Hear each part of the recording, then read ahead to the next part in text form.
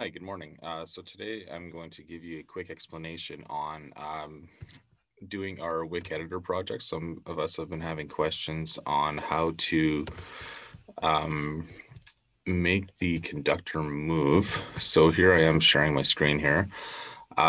So I've opened up Wick Editor, and the first thing that you want to do is take a look at Asset Library. This is where we're going to be bringing in music. We could be bringing in pictures. You could bring in your conductor, whatever it is that you want to bring into your animation. So if I click Upload Assets, you're going to go into your downloads, and you're going to find your song. I'm just going to pick a random one here, and when I click Open, it's on the side. So that was Upload Assets into your downloads, find your song, and it goes to the side. Now the song is not in the Wick editor yet. So this is where our layers here take place. So for my first one, I'll call this a piece of paper in layer one. So this first piece of paper, which is actually a frame, there's the hand, and then there's little arrows where I could expand it. So if I use the hand, it just moves the whole thing. And if I put it on the edge, I get the arrows and expands it. So I expanded it a bit so it's easier to put my song in. So I hold the button, drag my song. You can see it's going down. It's at layer, it's at frame 10, 9, 8, 7. So I have to make sure it goes into my layer. Now, depending what grade you're in, this is where the length of the song is going to matter. So we could change it short, or you could bring it long. Just for this video explanation, I'm going to make it fairly short so you're not watching this forever. So I'll put it at 15 frames per second. So that's my first layer, is the music, and that was brought in from your Chrome Music Lab. Then on the side here, this is where I add my next layer. So I have layer 2, which is going to be my background, and I have layer 3, which is my little conductor. Layer 2, I have to click so I could have a piece of paper again. This one I'll probably want, I'm going to do 3 different backgrounds. So I have to click and drag, click and drag. So now this background is only going to change once the frame gets up to here. So in my first frame, so remember we're basing this off the Musication play along, which I'll put a link to as well in case you need a reference.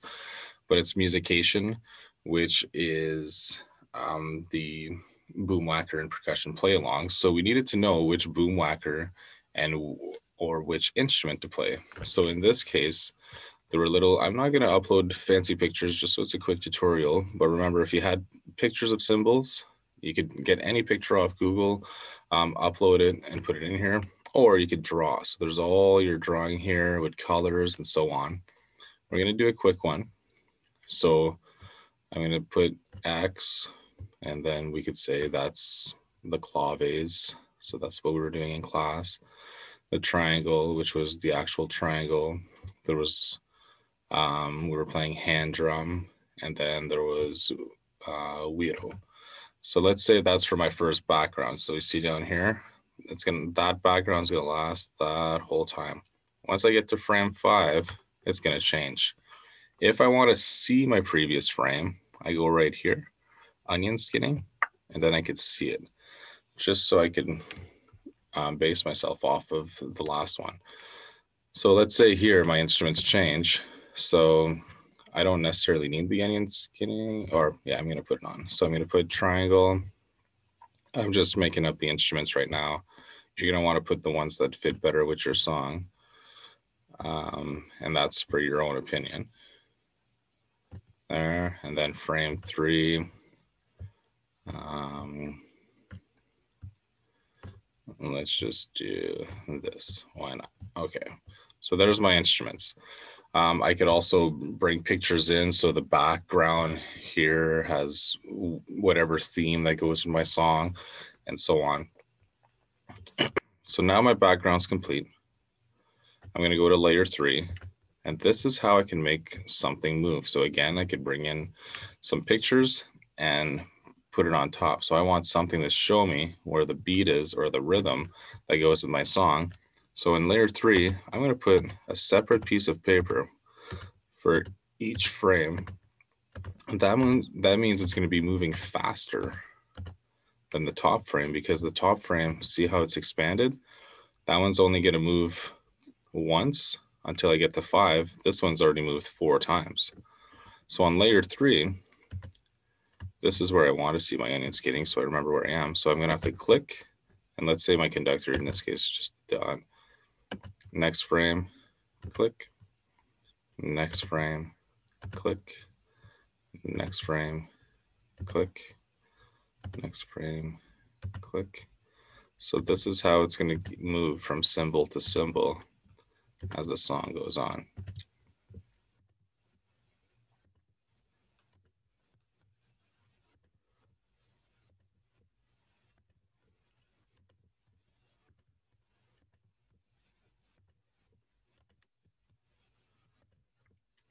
Okay, so now I can bring my song back to the beginning and see what it sounds like. And wow, that's very fast for my beat, right? So if it's too fast, up beside the save button is the settings.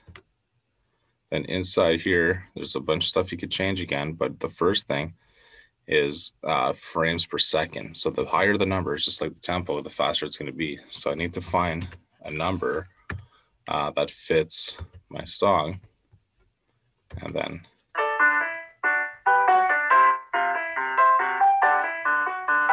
so this is where I'd be playing. I'd be following the symbols, right?